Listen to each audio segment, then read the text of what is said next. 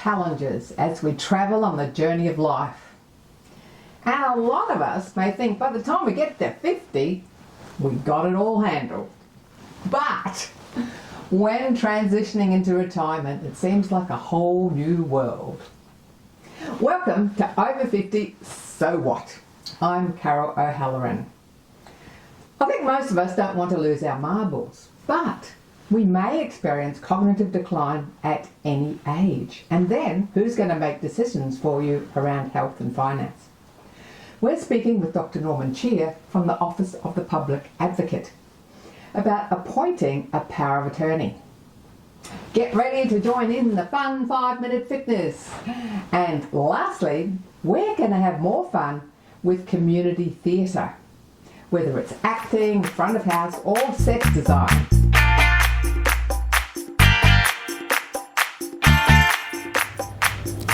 We may expect to live into our 80s and beyond in perfectly good health. However, sadly, many of us don't achieve this and we lose control of our health and financial decisions. That's why it's important for us to know all about wills and the powers of attorney. We're chatting with Dr Norman Chia. He's Advocate Guardian with the Office of the Public Advocate. Hi Norman. Hi Carol, thanks for having me. Now, the Office of the Public Advocate, I mean, people have heard about this thing, but what is it and what does it do? So the Office of the Public Advocate is a statutory body created under law. It's a free service, and the core function is to promote the rights and protect the interests of people with a disability in Victoria. The main function that we offer is guardianship, which is supported decision making for people who are vulnerable and who, because of a disability, can't really make their own reasonable decisions about their lifestyle. So people that are over 50, over 60, over 70 that may have lost decision-making capacity, they're included in this disability group? Absolutely, and disability has a range of meanings, so it can mean intellectual impairment, dementia, acquired brain injury, mental impairment as well, and anyone who needs some support to make a decision around their personal matters, as opposed to their financial matters, for instance, can have the services of the public advocate. So what do you do in regards to power of attorney? Because I believe this is the important thing that we should all be doing over 55. It's never too early to make an attorney because you never know what's going to happen. We provide a valuable education service to explain to people what an enduring power of attorney is, how it operates, things to consider, protective factors as well. We don't actually help to make or write a power of attorney because that's a deeply personal matter that really needs to be a private conversation between the principal, the person who's making those powers, and those people who are trusted to make those decisions on behalf of the person.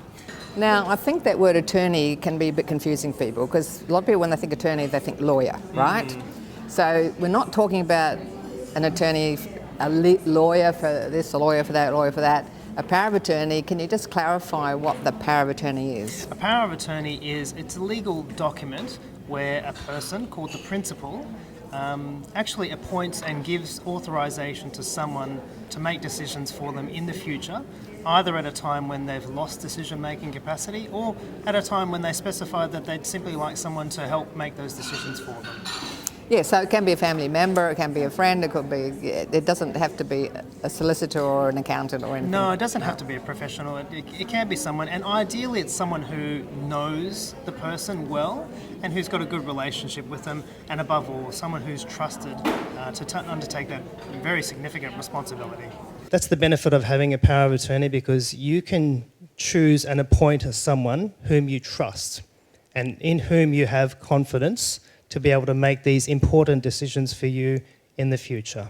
In Victoria, the laws have changed, and now everyone is presumed to have something called decision-making capacity. That's the ability to take in information, to use it, process it. Please do note that legislation varies across Australia from state to state. Your power of attorney can be split into various sections, and generally the two areas are financial and legal matters, and your personal matters or your lifestyle. Examples of this are, paying bills, rates, expenses, managing funds, superannuation, future investments, and also disbursement of your funds if you're making gifts or regular donations.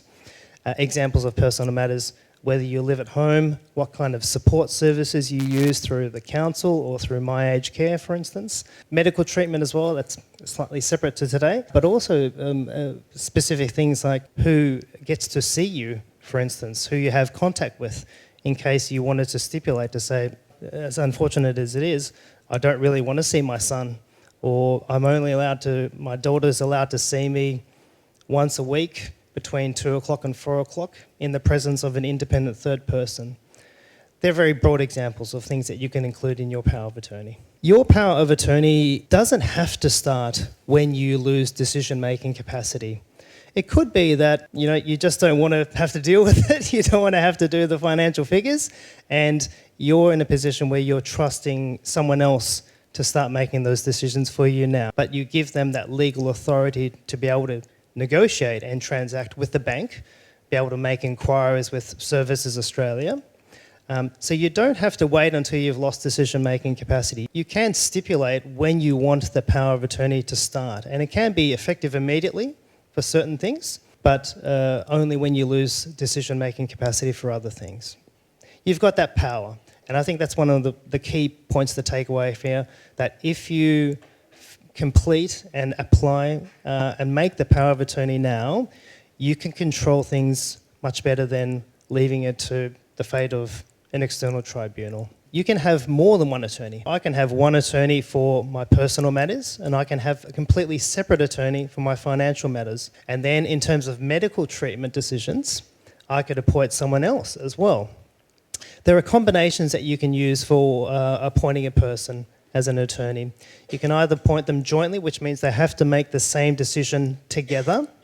There can't be any disharmony or any difference in their decision.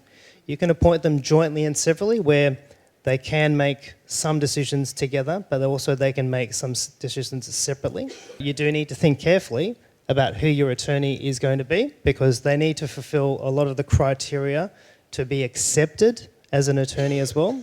So they need to be over 18. They must have decision-making capacity themselves. With my example before, my parents, my mum, I'm not too sure, okay? So maybe she might not be qualified and she might not be authorised to be an attorney. There are various criteria for making your attorney, your enduring power of attorney, valid as well, okay? So there are certain witnessing requirements that must be fulfilled, have to be signed in front of 2 witnesses, okay? There are strict witnessing requirements, and there are certain people who can't be your attorney as well, okay? Generally, people who are paid, like a paid carer, someone who provides accommodation to you, your health practitioner as well.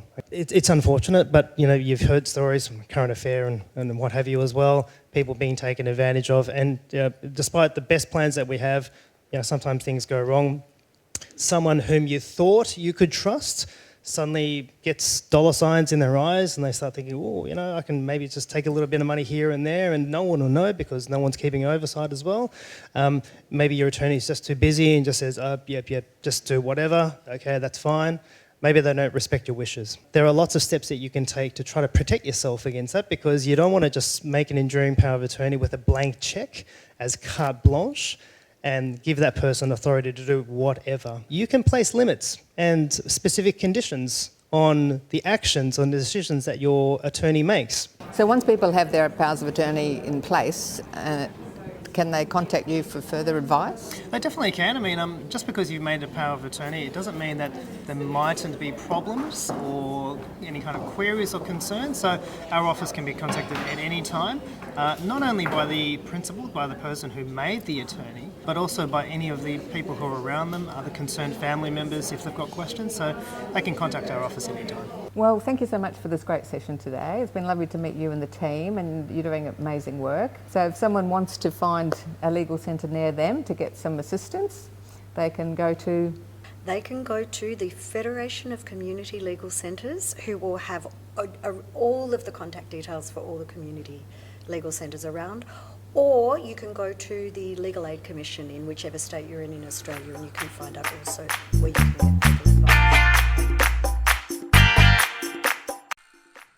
Thanks for watching our TV show. Be sure to hit subscribe and then you'll never miss an episode. Jump on Facebook, join our group, get in on the fun, fitness, wellness and inspiration. I'm Carol, over 50, so what?